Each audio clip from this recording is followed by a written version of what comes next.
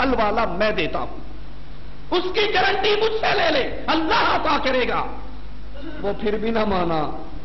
ابو دحدہ رضی اللہ عنہ وارضا یہ ساری بات سنتے ہیں، وہ اٹھ کے نکل جاتا ہے، کہتے ہیں آقا جنت کا یہ سودا صرف اس کے ساتھ تھا یا جو بھی وہ ایک درخت خرید کے آپ کو دے دے اسی کے لیے جنت کی گارنٹی ہے؟ کہا ہاں اسی کے لیے گارنٹی ہے، جو بھی لے کر دے دے۔ ابو دحدہ دوڑتے ہیں، اس درخت والے کے پیچھے جاتے ہیں، اسے پکڑ کر کہتے ہیں کیا تو ابو دحدہ کے باغ کو جانتا ہے؟ تو نے باغ دیکھا ہے ابو دحدہ کا؟ کہنے لگا کہ ایسے نہیں دیکھا، مدینے کا سب سے بڑا باغ، 600 کھجوروں کے درخت، اس میں کنواں اور چشمے، کون اس سے جاہل رہ سکتا ہے؟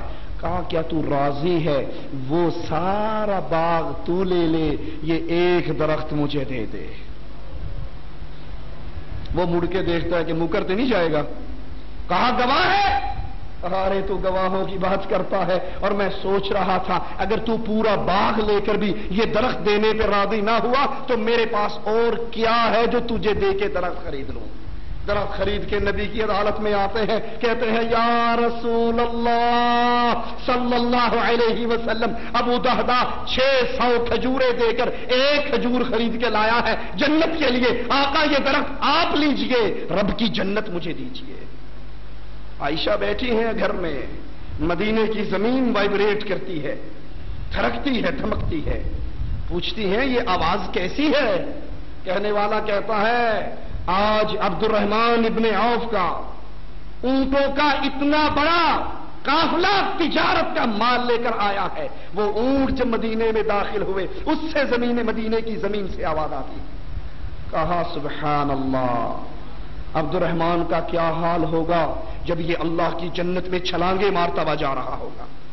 سننے والا بھاگا، عبد الرحمن کے پاس پہنچا رضی اللہ عنہ وارضا، کہا عبد الرحمن ماں عائشہ نے بتایا ہے، مومنوں کی ماں نے بتایا ہے تو اللہ کی جنت میں چھلانگے مارتا ہوا جائے گا۔ عبد الرحمن قافلہ چھوڑتے ہیں، مومنوں کی ماں کے پاس آتے ہیں، کہتے ہیں ماں تو نے یہ جملہ کس سے سنا ہے؟ کہا تیرے آقا سے سنا، تیرا آقا ایک دن کہہ رہا تھا عبد الرحمن کا حال کیا ہوگا، مسکراتا ہوا، اٹکے لیے کرتا ہوا، چھلانگے بھرتا ہوا، یہ اللہ کی جنت میں داخل ہوگا۔ عبد الرحمن کی آنکھوں سے آنسو گرتے ہیں، کہتی ہے، کہتا ہے، آواز لگاتا ہے ماں تو گواہ رہنا، جنت کی بشارت کی اس خوشخبری کی بدلے میں شکرانے کے طور پہ یہ سارا قافلہ میں نے اللہ نام پہ بانٹ دیا ہے۔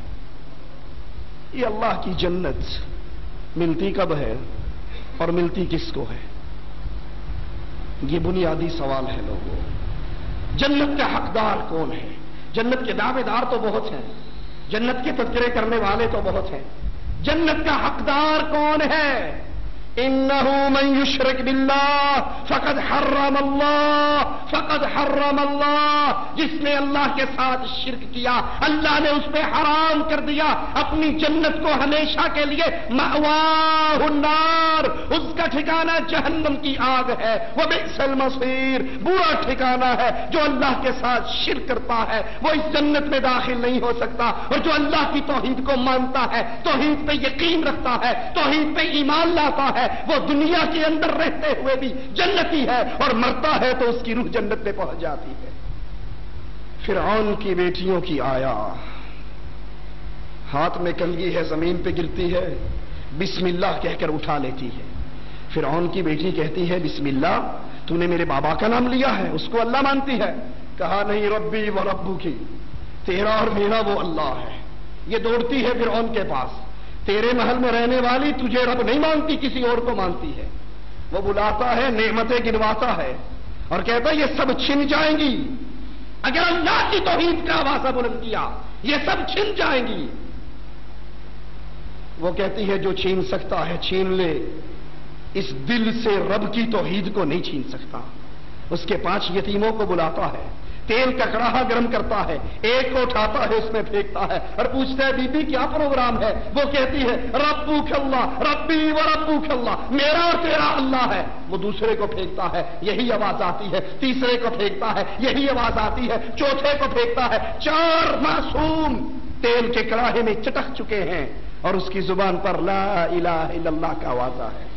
5واں سینے سے لگا ہوا دودھ پیتا معصوم ہے، اس کے ظالم اس کو چھینتے ہیں، اس کی چھاتی سے جدا کرتے ہیں، منہ سے دودھ کے قطرے ہیں، ہاتھ میں ماما کے بال ہیں، تیل کے کڑاہے پہ پہنچتا ہے، ماں مواہدہ ماں برداشت نہیں کر سکتی، چیخ اٹھتی ہے، اس کی چیخ معصوم شیر خوار بچے کے کان سے ٹکراتی ہے، اللہ کو اپنی مواہدہ پہ رحم آتا ہے، اس دودھ پیتے کو زبان دے دیتا ہے، یہ کہتا ہے اصبری اماں انتی علی الحق، ماں صبر کر، تو توحید کے لیے قربانی دے رہی ہے، تیرا اور میرا ٹھکانہ رب کی جنت میں ہونے والا۔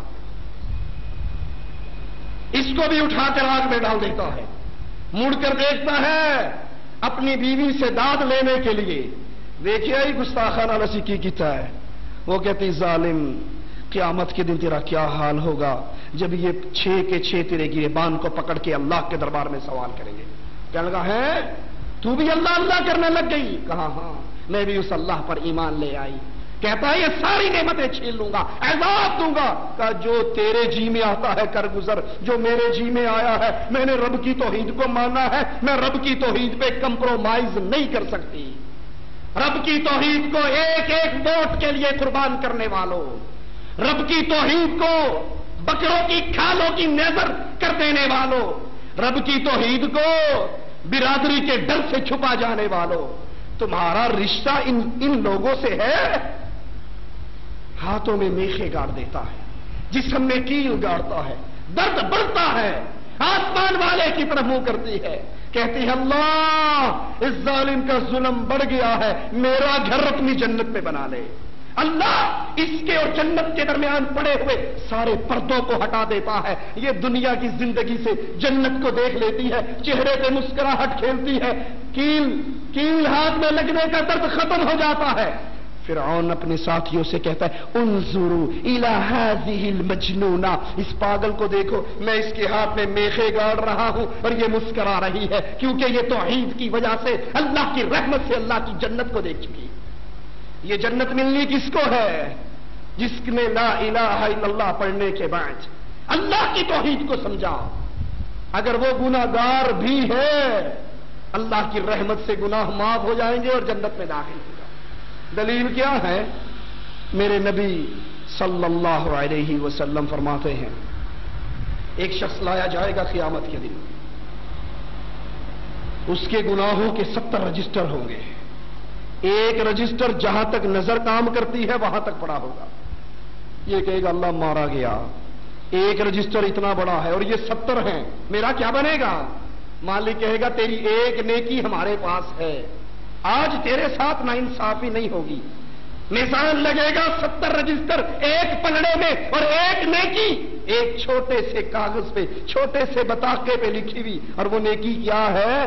نماز پڑھتا تھا، روزے رکھتا تھا، حج کرتا تھا، زکات دیتا تھا، جہاد کرتا تھا، نہ جہاد کی نیکی، نہ نماز کی نیکی، نہ روزے کی نیکی، نہ حج کی نیکی، کیونکہ یہ حج تو مشرکین مکہ بھی کرتے تھے، زکات مشرکین مکہ بھی دیتے تھے، صدقہ ابو جہل بھی کر لیا کرتا تھا، قربانی ابو جہل بھی کر لیا کرتا تھا، روزے ابو جہل بھی رکھتا تھا، عمرہ ابو جہل بھی کرتا تھا، بیت اللہ کا طواف ابو جہل بھی کرتا تھا، بیت اللہ کی تعمیر ابو جہل بھی کرتا تھا، حاجیوں کی خدمت ابو جہل بھی کرتا تھا۔ یہ نیکی نہیں ہے جب تک لا الہ الا اللہ ان نیکیوں کی بنیاد میں نہ آ جائے۔ لا الہ الا اللہ ہے تو نماز قبول، لا الہ الا اللہ ہے روزہ قبول، لا الہ الا اللہ ہے جہاد قبول، اور جو جہاد لا الہ الا اللہ کی بنیاد کو ہٹا کر کشمیر بنے گا پاکستان یا کسی اور ٹکڑے کے لیے لڑا جائے، رب محمد کی قسم وہ جہاد نہیں ہے، وہ نیکی نہیں ہے، کیونکہ اس کی بنیاد میں لا الہ الا اللہ نہیں۔ 70 رجسٹر ایک پلڑے میں، ایک چھوٹا سا ٹکڑا ایک پلڑے میں، اور اس پہ لکھا ہوا ہے لا الہ الا اللہ۔ یہ بندہ مشرک نہیں تھا، یہ غیر اللہ کا پجاری نہیں تھا، یہ اللہ کے علاوہ کسی کو داتا نہیں کہتا تھا، گنج بخش نہیں مانتا تھا، غوث اعظم نہیں مانتا تھا، بری کرنے والا نہیں مانتا تھا، اولاد دینے والا نہیں مانتا تھا، رزق دینے والا نہیں مانتا تھا، خزانے دینے والا نہیں مانتا تھا، مشکل کشا، حاجت روا، غوث اعظم، غریب نواز، بندہ پرور، صرف ایک اللہ کو مانتا تھا، اللہ کے ساتھ کسی کو شریک نہیں کرتا تھا۔ وہ کہے گا اللہ اتنی سی پرچی اور مقابلہ 70 رجسٹروں سے، میں مارا گیا آج میرا کچھ نہیں بنے گا، میزان لگے گا، ترازو لگے گا، اللہ کا نام لا الہ الا اللہ 70 رجسٹروں سے تولا جائے گا، سارے گناہ ہلکے ہوں گے، توحید کا عقیدہ بھاری ہوگا، یہ اللہ کی جنت میں داخل ہوگا۔ آئیے جنت میں جانے کا ارادہ ہے تو رب کی توحید کو سمجھیے۔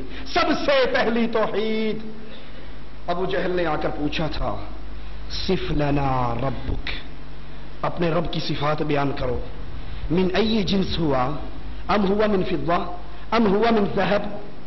اے محمد صلی اللہ علیہ وسلم، آپ کا رب سونے کا ہے، چاندی کا ہے، کیسا ہے، اس کی صفات تو بیان کرو۔ مالک نے صفات بیان کی۔ سب سے پہلی صفت اللہ کی کیا ہے؟ قل هو اللہ احد۔ اللہ کتنے ہیں؟ 2 3 4 5 نہیں، قل هو اللہ احد، اللہ ایک ہے۔ اللہ اپنی ذات میں اکیلا ہے، تنہا ہے، یکتا ہے، وہ 2 نہیں ہے۔ اللہ کا بیٹا ہے، یہودیوں نے کہا عزیر ابن اللہ، عزیر اللہ کا بیٹا ہے، عیسائیوں نے کہا عیسی ابن اللہ، عیسی اللہ کا بیٹا ہے، کفار مکہ نے کہا فرشتے اللہ کی بیٹیے ہیں۔ قرآن نے آواز لگائی تکاد السماوات یتفطرن من وتنشق الارض وتخر الجبال هدا ان دعوا للرحمن ولدا، قریب ہے آسمان پھٹ جائے، زمین پھٹ جائے، پہاڑ ریزے ریزے ہو جائے۔ ان ظالموں نے اللہ کا بیٹا بنا لیا۔ اللہ کا کوئی بیٹا، اللہ کا کوئی جز، اللہ کا کوئی ٹکڑا نہیں ہے۔ اللہ اپنی ذات میں اکیلا ہے۔ یہ پہلا سبق ہے توحید کا، جن کو مشرکین مکہ نے بلایا، جس کو یہودیوں نے بلایا، جس کو عیسائیوں نے بلایا۔ کسی نے 2 اللہ مانے، کسی نے 3 اللہ مانے، کسی نے بے شمار اللہ مانے، کسی نے 5 اللہ مانے۔ آج کلمہ پڑھنے والوں کی کیفیت بھی کوئی مختلف نہیں ہے۔ آپ نے آواز نہیں سنی کبھی الصلاۃ والسلام علیک یا نور من نور اللہ؟ سنا یا نہیں سنا؟ لاہور والوں، ہم نے لاہور میں ہی سنا۔ لاہور کی ایک مسجد کے خطیب نے معراج کا سفر بیان کرتے ہوئے کہا، سی ڈی ہمارے پاس موجود ہے، جو دیکھنا چاہے دکھا سکتے ہیں۔ کہا جب معراج کا سفر شروع ہوا، اللہ کے نبی مسجد اقصی سے نکلے، بشریت کا چولا وہاں پہ اتار دیا۔ وہ کہتے ہیں نبی بشر نہیں ہے، بشریت کے چولے میں آئے ہیں۔ وہی جو مستوی عرش تھا خدا ہو کر اتر پڑا مدینے میں مصطفیٰ ہو کر۔ بیتے دی گال نہ کرمائی، بابا بلے شاہ کا شعر ہے، بیتے دی گال نہ کرمائی، مینوں الف دی سمجھ نہیں آئی، میم دا برخا پا کے احد احمد دے وچ اتر آئی۔ اللہ کا نام کیا ہے؟ احد۔ نبی کا نام کیا ہے؟ احمد۔ دونوں میں ڈفرنس کتنا ہے؟ میم کا۔ وہ کہتا دے تھے نہ پڑھاؤ، میں نے ابھی الف نہیں پڑھا۔ اللہ احد ہے، محمد احمد ہے، میم کی مروڑی کا برخا ہے۔ اللہ خود محمد کی صورت میں زمین پہ آ گیا ہے۔ لا حول ولا قوت الا باللہ۔ یہودیوں نے عزیر کو اللہ کا بیٹا بنایا، عیسائیوں نے عیسیٰ کو اللہ کا بیٹا بنایا، اور آج کلمہ پڑھ کے ہم نے محمد الرسول اللہ صلی اللہ علیہ وسلم کو اللہ کے نور کا ٹکڑا بنایا۔ بلکہ کہا معرفت دیا گلاں نے تسی نہیں سمجھ دے، بندہ عبادت کر کر کے اتنے اوپر مقام پہ پہنچ جاتا ہے کہ وہ اللہ میں فنا ہو جاتا ہے، فنا فی اللہ بن جاتا ہے۔ کوئی اللہ میں فنا ہو سکتا؟ اللہ کسی میں حلول کر سکتا؟ موسیٰ علیہ السلام نے کہا تو اللہ تجھے دیکھنے کو جی چاہتا ہے۔ مالک نے کہا اس پہاڑ کو دیکھ لے، اگر یہ ٹہرا رہا تو تو دیکھ لے گا، لن ترانی، تو مجھے دنیا کی آنکھوں سے نہیں دیکھ سکتا۔ اور وہ کہتے ہیں عبادت کر کے بندہ خود اللہ بن جاتا ہے۔ جیسے منصور حلاج نے کہا تھا انا الحق، میں اللہ ہوں، میرے اندر اللہ آ چکا ہے۔ لا حول ولا قوت الا باللہ۔ یہ وہ بنیادی شرک ہے اللہ کی ذات میں۔ ہم نے اللہ کی ذات کو ایک نہیں رہنے دیا۔ وہ بریلوی مولوی صاحب لاہور کے طاہر القادری صاحب فرماتے ہیں جب اللہ کے نبی مسجد اقصی سے نکلے، بشریت کا چولا یہاں اتار دیا۔ جب عرش پہ پہنچے، نورانیت کا چولا یہاں اتار دیا۔ لاہور کے کا خطاب ہے۔ پھر خاموش ہو کے پوچھتے ہیں خود کہ بشریت ختم ہو گئی مسجد اقصی میں، نورانیت ختم ہوگی عرش پہ، اب چلے ہیں لا مقام کے لیے، اللہ کی ملاقات کے لیے۔ اب بشر بھی نہیں ہے، نور بھی نہیں ہے، پھر کیا ہے؟ پھر خود جواب دیتے ہوئے ایک شعر پڑھتا ہے سرائکی کا، ذرا سننا. کہتا ہے ہیکے جڑا ہی ہک کو ڈو جانے کافر تے مشرک ہے کہ محمد اور اللہ عرش سے